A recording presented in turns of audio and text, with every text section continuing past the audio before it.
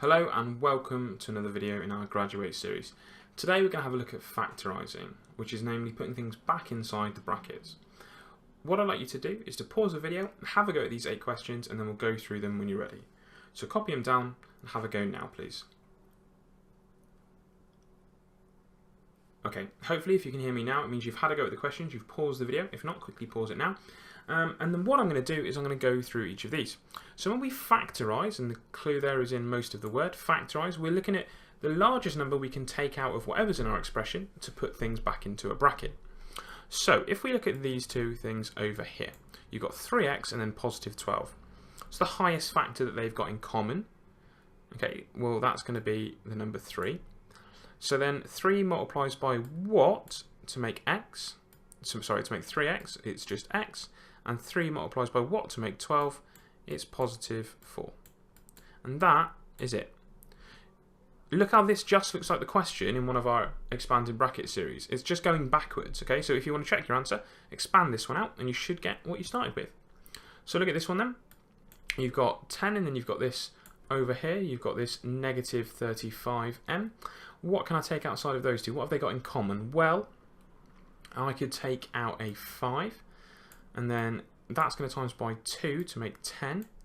And it's going to times by negative 7m to make that minus 35m. Over here then, what have these two got in common? Well, I could take out 8 for both of them, I think. So 8. What is 8 times by to make 24p? It's going to be 3p. And what does it multiply to make 8? Well, obviously that's just 1. Okay, over here, so we've got a squared in here as well. So let's just have a little look. Both of these are in the 3 times table. That's the largest factor of both.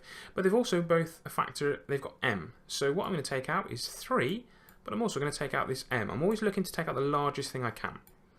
What does 3m multiply to make 6m squared? Well, that's going to be 2m. And then what does 3m multiply by to make minus 15m? Well, that's just going to be minus 5. And that's that one.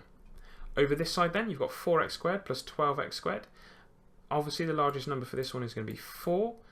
Okay, what you can do as well, though, is you can take out your x to give you x in here, and then 3x over on this side as well.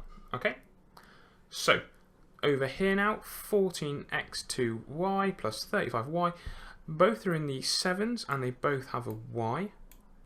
So 7y is going to times by 2.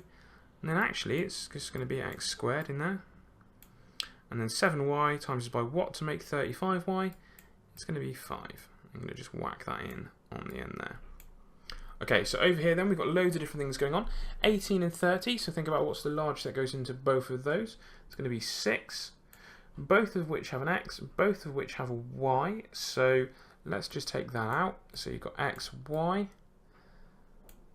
So 6xy multiplies by, it's going to be 3, because 6 times 3 is 18. We need another x there. But we don't need another y because that y is just going to sit on the end of that. And then negative 5.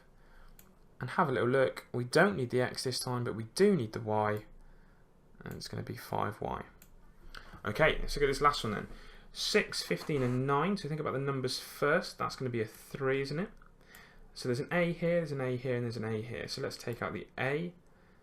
And there's not a b in all of them, so we're just going to leave it there. So brackets then, 3a is going to times by 2.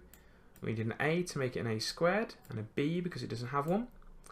And then minus 5 to make the 15. And then you've got ab squared. So you don't need an a, but you do need a b squared.